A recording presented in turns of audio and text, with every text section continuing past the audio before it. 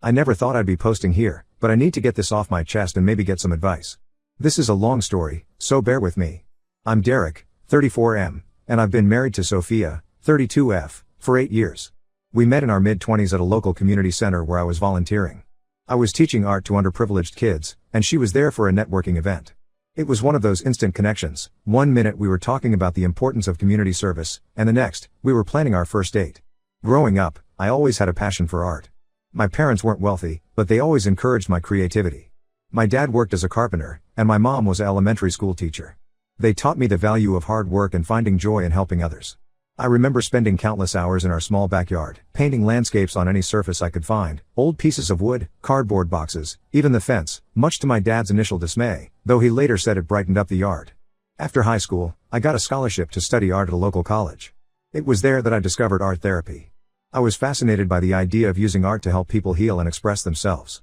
I volunteered at a nearby children's hospital, doing art projects with kids undergoing treatments. Seeing their faces light up as they created something beautiful amid their struggles solidified my decision to pursue this as a career. Sophia, on the other hand, came from a more affluent background. Her parents were both successful lawyers, and she grew up with certain expectations about lifestyle and career success. She studied marketing in college and had always been driven to climb the corporate ladder. When we met, she was working entry-level at a marketing firm but had big plans for her future. Despite our different backgrounds, we clicked. Sophia loved my compassionate nature and my ability to find beauty in the simplest things. I was drawn to her ambition and the way she could light up a room with her confidence. We balanced each other out perfectly. I didn't need to go out of my way to impress her or bring expensive gifts. I'd surprise her with a sketch I made of her, and she'd frame it and hang it in our apartment. After we got married, I took a job at a non-profit organization that provides art therapy services to underprivileged communities. The pay wasn't great, but I loved the work. I felt that helping people express themselves through art was my calling. I worked with a diverse range of clients, from children with learning disabilities to veterans dealing with PTSD. Every day brought new challenges and rewards. Sophia started working for a big marketing firm, quickly moving up the ranks.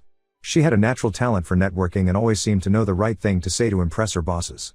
I admired her drive, even if I didn't always understand it. For the first few years, things were great. We lived in a modest 2-bedroom apartment in a quiet neighborhood. It wasn't fancy, but it was cozy and filled with both my artwork and little trinkets Sophia would bring back from her business trips. We saved money where we could and made the most of our time together. We didn't have much, but we had each other, and that seemed to be enough. We would spend our weekends exploring local art galleries, trying out new recipes, or just relaxing at home with a good book or movie. I remember one Saturday when we decided to have an at-home paint night. We spread newspapers all over the living room floor, set up easels, and spent hours painting and laughing at our attempts to recreate famous artworks. Sophia's version of the Starry Night ended up looking more like swirling spaghetti, and we laughed so hard we had tears in our eyes. As Sophia's career began to take off, I couldn't have been prouder. Seeing her hard work and dedication pay off was incredible. I remember the day she got her first big promotion. I had just finished a particularly emotional session with a young client who had recently lost a parent. I was emotionally drained but felt fulfilled knowing I had helped this child express their grief through art. When I checked my phone, I saw Sophia's excited text. She'd been promoted to a senior marketing position, and it came with a substantial raise. We celebrated that night by cooking her favorite meal together, a complex pasta dish we'd been perfecting for months. We opened a bottle of wine we'd been saving for a special occasion and stayed up late, talking about our dreams and plans for the future. I even surprised her with a small painting I'd been working on in secret, a beautiful landscape of the park where we had our first date. Sophia teared up when she saw it, saying it was the most thoughtful gift she'd ever received. But things started to change about a year ago. Sophia came home one day, talking about how her colleagues were all going on exotic vacations and buying luxury cars. She'd just attended a company retreat at a high-end resort, and I could see a shift in her. She asked if we could also go on a more extravagant vacation. I agreed, thinking it would be nice to treat ourselves. We booked a trip to a tropical resort, far more expensive than our usual getaways. Sophia paid for most of it, but I contributed what I could from my savings. I was shocked by the kind of things she wanted to do there, dining at Michelin-starred restaurants, booking exclusive excursions, shopping at high-end boutiques. It was so unlike her, but I went along with it, wanting her to enjoy herself. I tried to find a balance, suggesting we also do some local, more authentic experiences. We visited a small village and participated in a traditional art workshop. I thought Sophia enjoyed it. She even bought a handmade bracelet from one of the local artisans. But later, I overheard her on the phone with a colleague, laughing about the quaint experience and how she couldn't wait to get back to the resort spa. When we got back, Sophia seemed happier than ever, but it didn't last long. She started talking about moving to a bigger apartment in a trendier neighborhood. She began buying expensive clothes and accessories, saying she needed to look the part for her job. I supported her as much as I could, But I couldn't help feeling a growing disconnect. Our simple dates became a thing of the past. Sophia no longer wanted to explore local art galleries or try out new recipes at home. Instead, she was always pushing for fancy restaurants and exclusive events. We stopped having our quiet nights in, as she was always working late or networking with her new high-powered friends. One day, I suggested we have a picnic in the park, just like we used to. I had spent the morning preparing a basket with all her favorites: crusty bread, artisanal cheeses, fresh fruit, and a bottle of wine. I even packed a sketch pad and some pencils, thinking we could spend the afternoon drawing together like we used to. Sophia laughed and said she'd outgrown such childish activities. She wanted to go to a new upscale restaurant instead. I tried to explain that I missed our simple times together, but she brushed it off, saying I needed to grow up and start thinking about our future. As time went on, Sophia's dissatisfaction with our life grew. She started making comments about my job, suggesting I should look for something more prestigious and better paying. She'd compare me to her colleagues' husbands, who were all high-earning professionals. Once, she even suggested I go back to school to become a real doctor instead of an art therapist. I tried to explain that my job was fulfilling and that I was making a real difference in people's lives, but she couldn't seem to understand.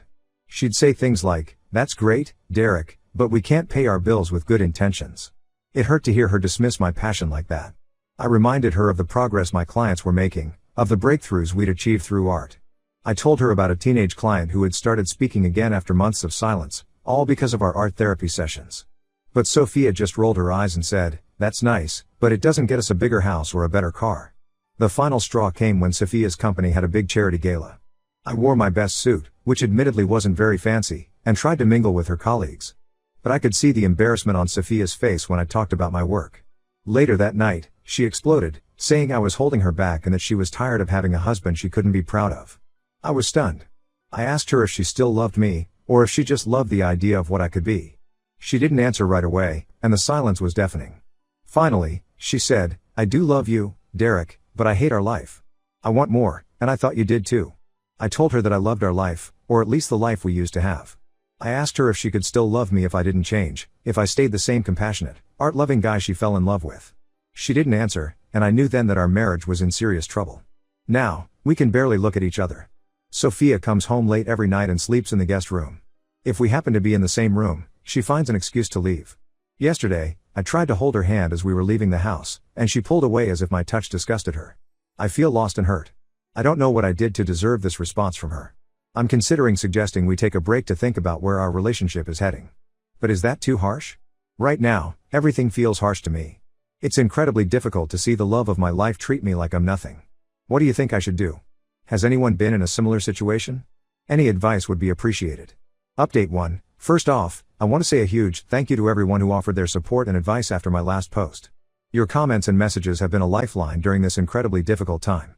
After much consideration, I decided to have an honest conversation with Sophia about our relationship. I suggested we take a break to reevaluate things. To my surprise, she agreed without hesitation. She moved in with her sister, and I stayed in our apartment. The silence that followed was both a relief and a torture. I missed the Sophia I fell in love with, but I didn't miss the constant criticism and disappointment. The first few days were the hardest. I'd come home from work, expecting to see her there, only to be met with an empty apartment. I found myself talking out loud sometimes, forgetting for a moment that she wasn't there to answer. During this break, I had a lot of time to reflect on my life choices. I reaffirmed my love for art therapy and the impact it has on people's lives. I thought about all the clients I'd helped over the years, the children who found a voice through their artwork, the adults who processed trauma through creative expression. I realized that while I wanted to support Sophia and make her happy, I couldn't change the core of who I am. I spent a lot of time in my small home studio, painting and sketching. It had been a while since I'd created art just for myself, without the pressure of it being a gift for Sophia or something to sell. I found myself pouring my emotions onto the canvas, the confusion, the hurt, but also the hope for a brighter future. One weekend, I decided to volunteer at a local shelter, teaching an art class to homeless youth.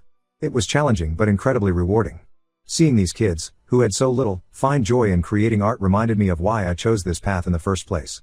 One young girl, no more than 12, painted a picture of a house with a big family inside. When I asked her about it, she said it was her dream for the future. It broke my heart but also reaffirmed my commitment to using art to help others heal and hope. That being said, I also understood that growth and compromise are part of any relationship. I started looking into opportunities that would allow me to advance in my field without compromising my values. I reached out to some colleagues and mentors, asking for advice and keeping an ear out for potential opportunities. As luck would have it, I found out about a position at a prestigious hospital that was starting an art therapy program for their pediatric oncology ward. It was a big step up from my current role, more responsibility, a chance to build a program from the ground up, and yes, better pay. But more importantly, it was an opportunity to make an even bigger impact, to bring art therapy to children facing the toughest battles of their young lives. I applied for the position and went through several rounds of interviews. Each time I spoke about my vision for the program, I felt a renewed sense of purpose. I imagined the difference we could make in these children's lives, how we could bring color and creativity into the sterile hospital environment. While all this was happening, Sophia and I had minimal contact. We'd text occasionally to discuss practical matters, but we hadn't seen each other in weeks. I was nervous but excited to tell her about this new opportunity, hoping it might be a way to bridge the gap between us. I thought maybe if she saw that I was growing in my career, but in a way that stayed true to my passions, she might understand me better. I decided to call her and ask if we could meet to talk. She agreed, and we set a date to meet at a neutral location, a cafe we used to frequent in the early days of our relationship. I spent hours preparing what I would say, how I would explain my new opportunity and my hopes for our future. But when the day came, Sophia showed up with a manila envelope in her hands. Before I could even begin to tell her about the hospital position, she slid the envelope across the table. Inside were divorce papers. She explained, in a cold, detached voice that I hardly recognized, that she couldn't be with someone who lacked ambition and couldn't provide the lifestyle she desired. She mentioned her new social circle and how they would look down on someone in my profession. She said she deserved more than what I could offer. I was devastated but also angry. I realized that no matter what I did, it would never be enough to satisfy her growing materialistic desires. The woman sitting across from me was not the Sophia I had fallen in love with. I took the divorce papers and told her I needed time to think. After she left, I sat in that cafe for hours, nursing a cold cup of coffee and thinking about our entire relationship, from the early days of our love to the recent years of growing apart. It was clear that we had both changed, and while I still cared for her, I couldn't ignore the fact that we were no longer compatible. I've decided to sign the divorce papers. It's painful, but I realize now that staying in this marriage would mean losing myself. I plan on taking the new job at the hospital and focusing on my personal growth. I'll update you all once the divorce is finalized. Thank you again for your support during this challenging time. Update 2. Hey everyone, I wanted to give you all an update on what's been happening since my last post. First of all, thank you again for your unwavering support. Your messages and encouragement have truly been a lifeline for me. The divorce has been finalized. It was a difficult and emotionally draining process, but it's finally over. Sophia and I managed to keep things civil, dividing our assets without too much conflict. She got most of our shared possessions, which was fine by me. I've never been one for material things anyway. After the divorce was finalized, I took some time to process everything and figure out my next steps. I'm happy to say that I did take that job at the hospital. It's been challenging but incredibly rewarding. I'm working with children battling cancer, using art therapy to help them express their feelings and cope with their treatments. My first week on the job was intense. I remember walking into the pediatric oncology ward, seeing all those brave kids hooked up to machines, some of them having lost their hair to chemotherapy. It was overwhelming at first, but then I saw a little boy, no more than 6, drawing a picture of himself as a superhero. When I asked him about it, he said, "This is me, beating the bad guys in my body." That moment reminded me why I do this work. We've been making progress with the program. I've introduced various art projects tailored to different age groups and treatment stages. One of my favorites is the journey jars, where kids fill clear jars with layers of colored sand, each color representing a stage of their treatment journey. It's a visual way for them to see how far they've come and to look forward to filling the jar to the top when they finish treatment. On a more personal note, I've made some changes in my life. I moved to a small, cozy apartment closer to the hospital. It's filled with my artwork and plants. It feels more like me than our old place ever did. I've set up a small studio space in the spare room, where I can work on my personal art projects when I'm not at the hospital. I've also rekindled my love for painting and have even sold a few pieces at local art fairs. Last month, I participated in a charity auction where one of my paintings, a colorful, abstract piece inspired by my work with the kids at the hospital, sold for a surprising amount. All proceeds went to the pediatric oncology ward, which felt amazing. I've been spending more time with friends and family who have been incredibly supportive throughout this whole ordeal. My sister, Emily, 30F, has been especially amazing. She's been checking in on me regularly and even set me up with a gym membership, insisting that exercise would be good for my mental health. She was right, those endorphins really do help. As for Sophia, we no longer have any contact. The last time I saw her was when she came to collect the last of her things from our old apartment. She seemed different, colder, somehow. She barely looked at me as she packed up her belongings, and the few words we exchanged were purely practical. As she was leaving, she paused at the door and looked back at me for a moment. I thought I saw a flicker of something, regret, maybe? In her eyes, but then it was gone, and so was she. I heard through mutual friends that she's dating one of her colleagues now, someone who apparently fits better into her new lifestyle. They said she's been promoted again and is now driving a luxury car and living in a high-rise apartment downtown. I wish her well, but I can't say I miss the person she became. I won't lie and say it's been easy. There are still days when I miss the Sophia I fell in love with, the one who used to appreciate the simple joys in life. Sometimes I'll catch myself thinking about calling her to share a funny story or a success at work, only to remember that's not our reality anymore. But those days are becoming fewer and farther between. I'm learning to appreciate my own company and the freedom to live life on my own terms. For now, I'm focusing on healing and moving forward. I'm not ready to date yet, but I'm open to the possibility in the future. Right now, my priority is my work, my art, and rediscovering who I am outside of my marriage. Thank you all again for your support. Your kind words and advice have meant more than you know. I'll update you all again if there are any significant changes. Update 3, hello again, everyone. It's been a while since my last update, and I wanted to share some developments in my life. First off, work at the hospital has been going incredibly well. I've been able to establish a comprehensive art therapy program for the pediatric oncology ward, and the results have been amazing. We've expanded from individual sessions to group workshops, and even started a weekly art cart that goes room to room for kids who are too sick to come to the art room. One of our recent projects was creating a large mural in the ward's playroom. We had kids, parents, and even some of the medical staff contribute to it. It's a bright, colorful scene of a fantastical forest, filled with magical creatures and hidden details. The kids love pointing out which parts they painted, and I've noticed it often serves as a conversation starter for children who are just meeting each other. Seeing these brave kids find joy and expression through art, even in their toughest moments, has been the most rewarding experience of my career. Last week, one of our long-term patients, a 12-year-old girl named Lily, finished her last round of chemo. As part of her celebration, she asked if she could paint a picture in the art room. She created this beautiful image of a phoenix rising from ashes. When I asked her about it, she said, "That's me, Mr. Derek. I'm going to rise up stronger than ever." I'll admit, I had to step out of the room for a moment to compose myself after that. On a personal note, I've been doing a lot better. The pain of the divorce has subsided, and I've found a new sense of peace and purpose. I've thrown myself into my artwork, experimenting with new techniques and subjects. I've been working on a series inspired by my experiences at the hospital, not the sadness or illness, but the strength, hope, and resilience I see every day. I'm excited to share that I've been offered a spot in a local art gallery. It's a small exhibition, but it's a start, and I'm thrilled to have my work recognized. The exhibition is themed around healing through art, and I'll be showing some of my personal pieces as well as a collaborative piece I worked on with some of the kids from the hospital. I've also made some new friends through a local community art program where I volunteer on weekends. We meet up to paint outdoors, sketch at cafes, or visit museums together. It's been great to connect with people who share my passion for creativity and giving back to the community. As for Sophia, I haven't heard from her directly, but I did run into her sister at a coffee shop a few weeks ago. She told me that Sophia and her new boyfriend had moved to another city for a job opportunity. I was surprised to find that the news didn't affect me as much as I thought it would. I truly hope she's happy and has found what she was looking for. In an unexpected turn of events, I've started seeing someone. Her name is Claire, 33F, and she's a music therapist I met through work. We bonded over our shared passion for using arts and healing, and things progressed naturally from there. It's still very new, and we're taking things slow, but it's nice to connect with someone who understands the value of what I do and appreciates the simpler things in life. Last weekend, we went on a picnic in the park, something I haven't done in years, and it felt wonderful to share that simple joy with someone again. Looking back, I realized that the end of my marriage, while painful, was necessary for both Sophia and me to grow and find happiness. I'm no longer bitter about what happened.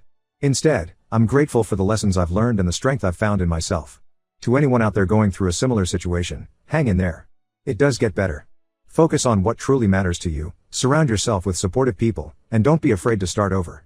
Thank you all again for your support throughout this journey. Your kindness and encouragement have meant the world to me. I may not update again unless something significant happens, but know that I'm doing well and looking forward to what the future holds.